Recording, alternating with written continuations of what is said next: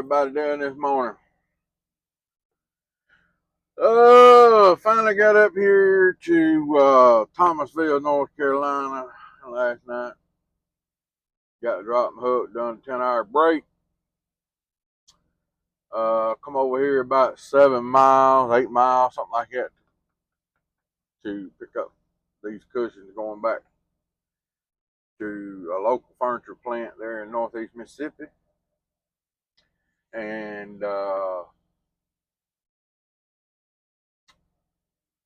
maybe it won't. He said I didn't have like 70 boxes, so it ain't even gonna be a fourth of a load probably.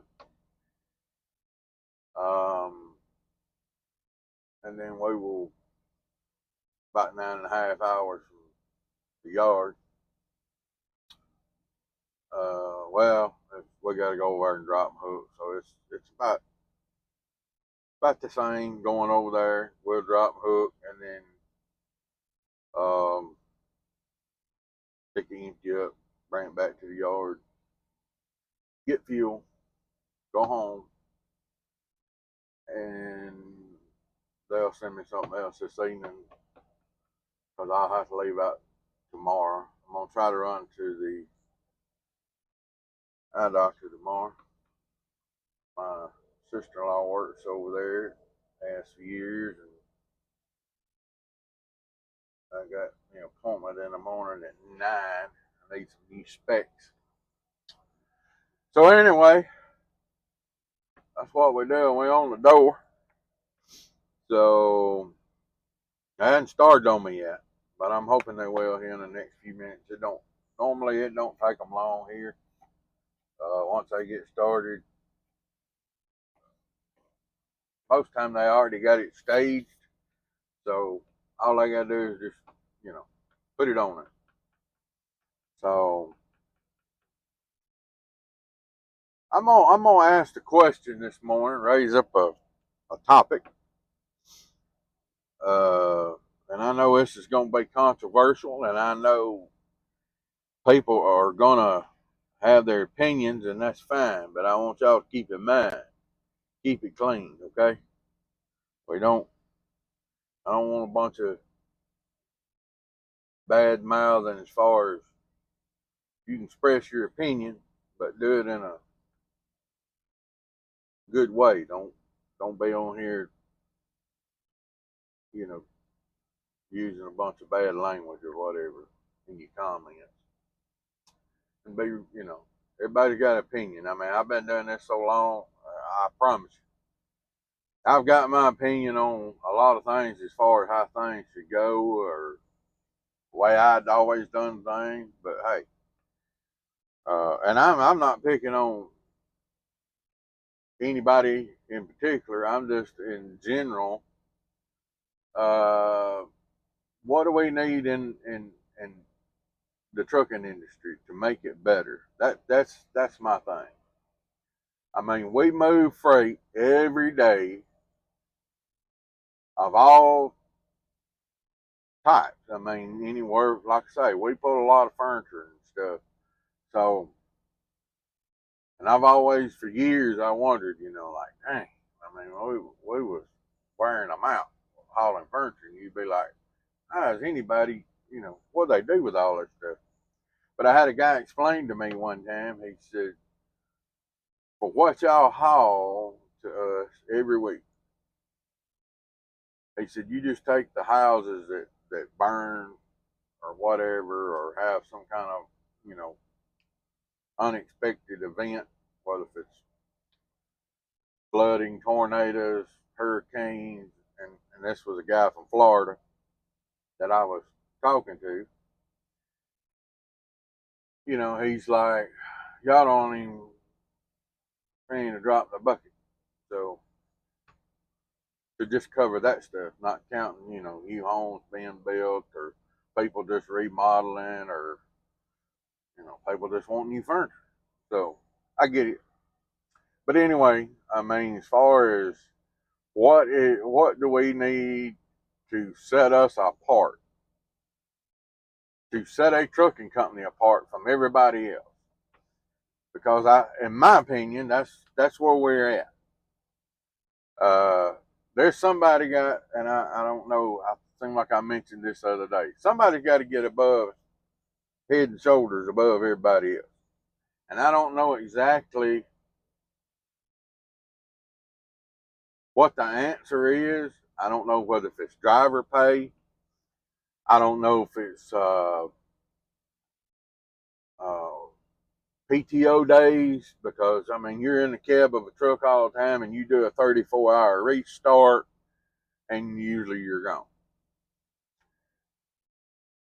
I'm trying to think ahead 10 years from now, because when my generation's gone, I hate to tell you, these younger ones ain't gonna run like we've run for years.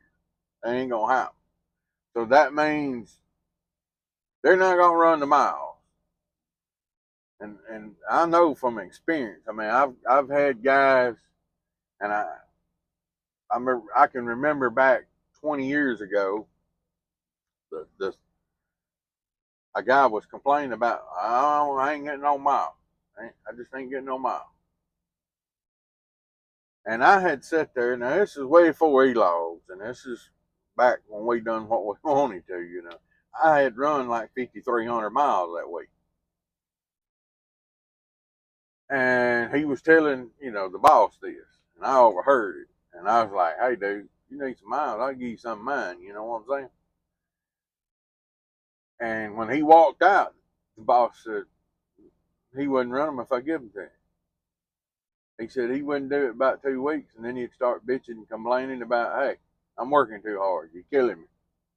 He said, so he's going to run what he's going to run, because I know that's where he can be more productive. Every week run, I think he was running like 26 to 3,000 miles, whatever. Of course, back then, that wasn't a lot of miles. Nowadays, if you run 34, 3,500 miles, that's pretty good. Uh, Most people, these bigger companies, they won't run that. And it's all what I used to tell people. It's all about that sacrifice. And what I mean by that is I can remember years ago, people talking about, hey, I'm going to go to work over here. And it's a big company, and they're paying way more per mile than everybody else. And they were. But the problem was you wasn't going to get but about 23 to 2,600 miles a week is all you was getting. So, and then, I'd always tell them, I'll see you in about a month, 6 weeks. That's how long you're going to be gone. And where we're home usually once during the week. Always have been. Now, every once in a while, but. So my point is when my generation's gone, the generation that's coming in now, and I know that from experience as well, because you get them much over 25, 2,600 miles, they go crawfishing on you. They be like, oh no, man, it ain't gonna work. And I don't understand, why they don't want to make the money, or hopefully they got. I'm hoping it's because they're not in debt, they don't have a lot of bills, or they've been smart with the money. I really hope that's what it is, but I sort of doubt it. Um, but they're not going to run the mile. So when you don't run, just like with e-logs, when they come in, I mean, we used to run 3 Floridas a week, every week. But when e-logs come in, you can't do that no more. So that means you got to add more trucks to cover that freight to get it there when that customer needs it. So you have to go to adding on trucks. That means more drivers. That means more insurance. That means more breakdowns. That means, a whole another. I mean, you're adding a bunch of money on there. Uh, that you was maybe paying to the driver, or maybe not quite as much. Because I'd rather pay the driver than have another truck payment, insurance, workman's comp, all that kind of stuff. I would rather pay the driver. You know what I'm saying? So 10 years from now, you think there's a lot of trucks on the road now? I'm going to say you're going to have an additional 20 to 30% more trucks on the road just to cover what the freight we're doing right now. Then you've got guys that grew up with a cell phone in their hand, or it's not. And let me say this, and I mean, we hear that term steering wheel holder or whatever. Every truck driver needs to know how to cage brakes. There's little things that you need to know and understand about the equipment that you're operating. I mean, I've carried a caging tool in my side box and my toolbox for years. I mean, I remember one time I run over, a guy blew a tire out in front of me, rubber come out of there, snatched the air line, broke the fitting and all off brake chamber. Well, I just caged the brake, take a pair of vice grip, pinch it off, zippy tie it up out of the way, and I go on about my business. Because it's like 2 o'clock in the morning. Now, hey, is that meet DOT regulation? Should have called somebody? I mean, come on, let's be realistic. In 15 minutes, I was back trucking. I had a load of furniture on. Yeah, I didn't have that one break. But I went down there, could have dropped and hooked, but I went ahead and I live unloaded that puppy. And I knew what I had to pick up coming back. And I didn't throw that off on somebody else. I caged the brakes, and so I got it back to the yard.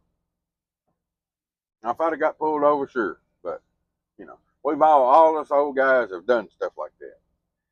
So this next generation, they're not going to do that. They don't have the, and I say this, I mean, there's a lot of them.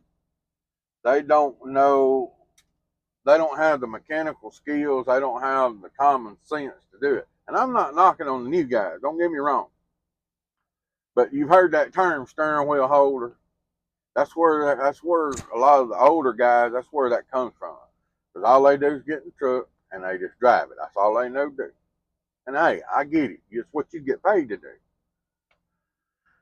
But sometimes, you got to, just like with anything else, you got to figure it out. And another thing is people nowadays, and we see it more and more, just like the setting and all that stuff. People's not as time sensitive as we have always been. It was always, we were wide open. I mean, it was, when you get loaded, you keep that left door closed and you ride. And where nowadays it's not that way. So I know this video's long and I'm going longer than I should. And I know that's probably going to, but hey, I ain't, like I say, as far as TikTok, I mean, I'm not, yeah, if I make something off of it, okay, but I'm just trying to figure out a better way. And I hope and encourage any trucking company that sees this, stop and think about what you're doing. Where you are at in your company, whether if hey, I'm getting to the point to where, I'm starting to get ready to retire or turn it over or sell it or just get out or what. I don't know what your particular situation is, but you need to stop and think, because you have the knowledge that these younger people don't have. Don't set them up for failure. You got the knowledge.